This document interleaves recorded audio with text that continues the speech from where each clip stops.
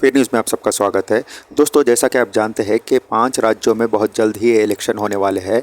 उसमें इसी महीने यानी कि नवंबर की 7 तारीख को पहले राज्य का इलेक्शन है, वो है छत्तीसगढ़ दोस्तों।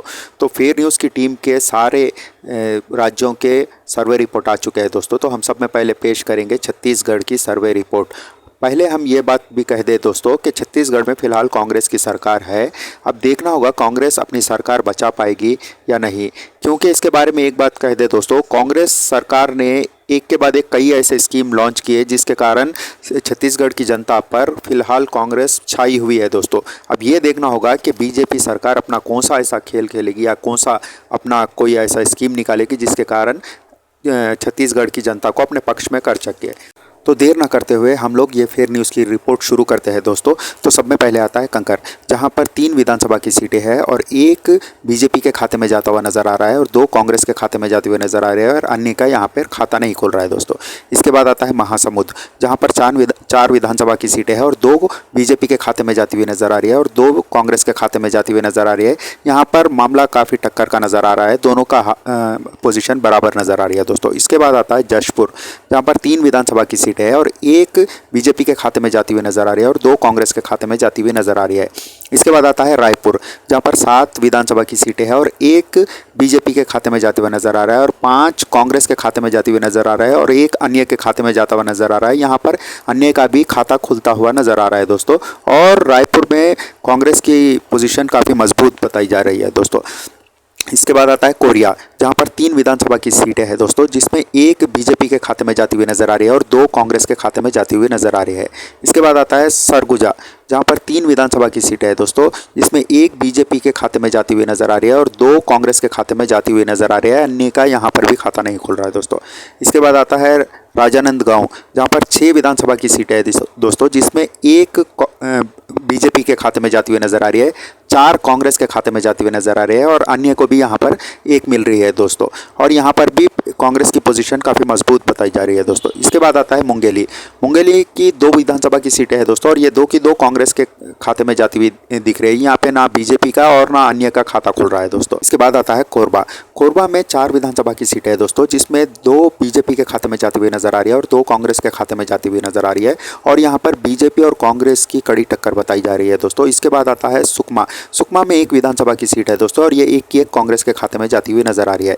इसके बाद आता है रायगढ़, रायगढ़ में 5 विधानसभा की सीटें है दोस्तों, जिसमें 2 बीजेपी के खाते में जाती हुई नजर आ रही है और 3 कांग्रेस के खाते में जाती हुई नजर आ रही है और अन्य को यहाँ कुछ नहीं मिल रहा है दोस्तों।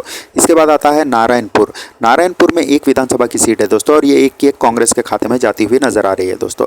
इसके बाद आता है कोंडागांव, कोंडागांव में 2 विधानसभा की सीट है दोस्तों, जिसमें 1 बीजेपी के खाते में जाती हुई नजर आ रही है और 1 कांग्रेस के खाते में जाती हुई नजर आ रही है। यहाँ पर भी बीजेपी और कांग्रेस की कड़ी टक्कर बताई जा रही है दोस्तों। इसके बाद आता है कबीरधाम, कबीरधाम में दोस्तों 2 विधानसभा की सीट है, जिसमें 1 बीजेपी के खाते में जाती हुई नजर आ रही है और 1 कांग्रेस के खाते में जाती हुई नजर आ रही है दोस्तों। यहाँ पर भी कांग्रेस और बीजेपी की कड़ी टक्कर है दोस्तों।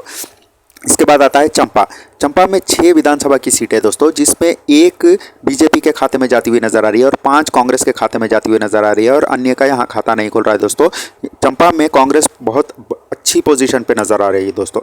इसके बाद आता है गरियाबाद, गरियाबाद में 2 विधानसभा की सीट है दोस्तों, जिसमें 1 बीजेपी के खाते में जाती हुई नजर आ रही है और 1 कांग्रेस के खाते में जाती हुई नजर आ रही है। यहाँ पर बीजेपी और कांग्रेस की कड़ी टक्कर बताई जा रही है दोस्तों।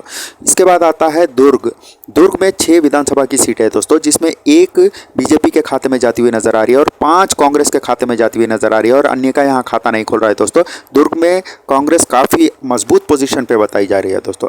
इसके बाद आता है दमतारी, जहाँ पर 3 विधानसभा की सीटें है दोस्तों, जिसमें 1 बीजेपी के खाते में जाती हुई नजर आ रही है और 2 कांग्रेस के खाते में जाती हुई नजर आ रही है। अन्य को यहाँ खाता नहीं खुल रहा है दोस्तों। इसके बाद आता है बिलासपुर, बिलासपुर में 7 विधानसभा की सीटें है दोस्तों, जहाँ पर 2 बीजेपी के खाते में जाती हुई नजर आ रही है और 5 कांग्रेस के खाते में जाती हुई नजर आ रही है और अन्य का यहाँ पर भी खाता नहीं खुल रहा है दोस्तों। इसके बाद आता है बलौदा, बलौदा 2 हिस्सों में बटा हुआ है दोस्तों, एक बलौदा बाजार और एक बलौदा बस्ती। इसमें कुल मिलाकर 7 विधानसभा की सीटें हैं दोस्तों, जिसमें 3 बीजेपी के खाते में जाती हुई नजर आ रही है और 4 कांग्रेस के खाते में जाती हुई नजर आ रही है। अन्य का यहाँ पर खाता नहीं खुल रहा है दोस्तों। इसके बाद आता है दंतेवाड़ा। दंतेवाड़ा की एक विधानसभा की सीट है दोस्तों, और ये एक की एक कांग्रेस के खाते में जाती हुई नजर आ रही है। इसके बाद आता है बस्तर। बस्तर में 3 विधानसभा की सीट है दोस्तों, जिसमें एक बीजेपी के खाते में जाती हुई नजर आ रही है और 2 कांग्रेस के खाते में जाती हुई नजर आ रही है। इसके बाद आता है बलरामपुर। बलरामपुर में 2 विधानसभा की सीट है दोस्तों, जिसमें 2 की 2 सीटें कांग्रेस के खाते में जाती हुई नजर आ रही है। यहाँ पर बीजेपी और अन्य का खाता नहीं खुल रहा है दोस्तों।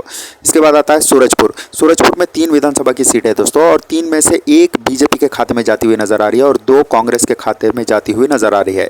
इसके बाद आता है बीजापुर। बीजापुर में 1 विधानसभा की सीट है दोस्तों, और ये एक की एक कांग्रेस के खाते में जाती हुई नजर आ रही है। इसके बाद आता है बेमेतरा। बेमेतरा में 3 विधानसभा की सीट है दोस्तों, जिसमें 1 बीजेपी के खाते में जाती हुई नजर आ रही है और 2 कांग्रेस के खाते में जाती हुई नजर आ रही है।